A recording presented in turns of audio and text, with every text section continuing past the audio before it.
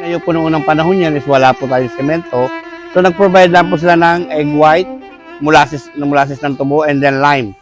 So yung nakikita niyo yung mga nasa design po niya na yan po, may mga matutulis po dati yan, style European po. Kaya po may halong pagka-Chinese and then pagka-European po. So pag nasa taas ka dati, kita mo dyan going to West Philippine Sea, also and then going to Cordillera Mountain.